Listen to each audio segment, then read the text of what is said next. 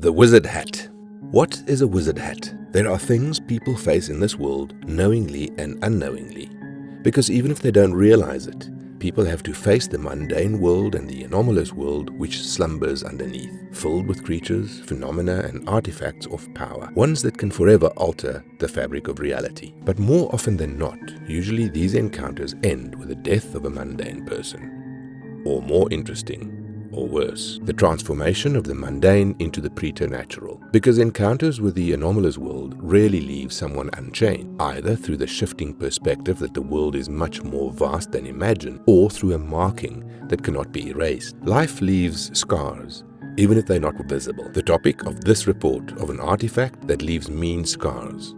It is important to ask, what is the wizard's hat? This item pretty much acts like tossing an explosive into a still lake. Ripples from the explosion will travel all over the lake and touch everything in the shockwave's radius. Because the wizard's hat is an artifact that makes other artifacts. Something that makes this item both dangerous and rare. Dangerous because the wizard's hat hasn't failed to make a powerful object. More so that people and organizations aside from the agency have just as much knowledge about it, even though they'll do anything to acquire it themselves. And rare because the artifacts the wizard's hat creates do not lose functionality when the hat is sealed away. The price of using the hat, people well considered being worth it. All it takes is for a human to put on the ratty looking hat. As they do so, the wizard hat will extrude spikes that will plant themselves into the wearer's skull, fusing itself with a person's head, which is where it'll be, where it stays until that person's death. A fate that happens relatively soon due to the artifact's ability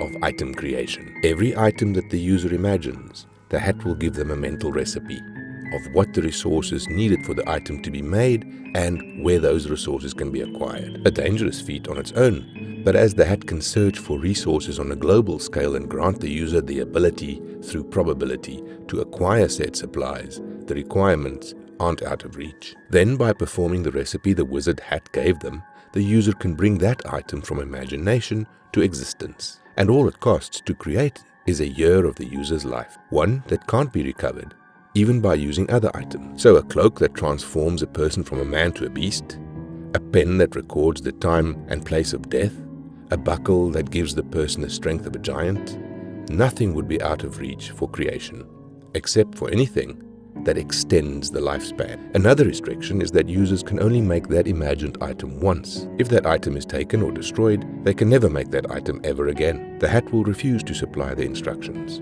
And even if they previously wrote down the instructions to make the item, something will go wrong and the creation will catastrophically fail. Plus, the hat will give its host a desire to constantly be creating more items, never letting them be satisfied with the last thing they create. As soon as it was done being created, the wizard's hat is ready to nudge the user to create the next item. With the cost of such things being a person's lifespan, it's easy to see one person getting at least 30, maybe 40 unique artifacts out into the world before the strain of rapidly aging and the stress of going all over the world to dangerous places. Yes, it seems the wizard's hat purpose is mainly to increase the quality of anomalous artifacts in the world, to fill the void of what's missing. Because the items that the user of the wizard's hat creates, unless designed in a mind by the host, they are usable by everyone who gets their hands on them. Which is why the unscrupulous out there will find a fair trade to take a human life and force the artifact on them, then follow behind and collect the bounty created. And because of the life-stilling nature of the hat and the fact that creative imaginative minds bring out the best artifacts in response, there is a reason why the missing children's list grows on a regular basis. Removing the hat is possible, but not without damage.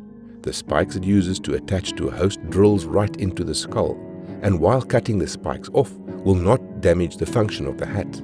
The resulting cranial trauma will be hard to recover from. Heavy brain damage is the best case scenario, and death is the more common result. The best method is to make the hat detach itself, which one can do by stopping the heart of the host, something which is risky all on its own, because the heart has to be stopped and the hat has to be away from the host before the lack of oxygen destroys the brain. Because if the host is resuscitated before the hat is gone from the room, then it'll do its best to return to the host body, an automatic response, because the hat isn't really sentient, it works automatically. Destroying the hat is also easy, Because at the end of the day, it's still mostly an organic material that should not be able to handle an incinerator. The problem is locating the hat and keeping the other interested parties from getting their hands on it or keeping their hands on it. Worse, there are potential signs that the wizard hat is the creation of an even greater artifact that is still out there in the world, one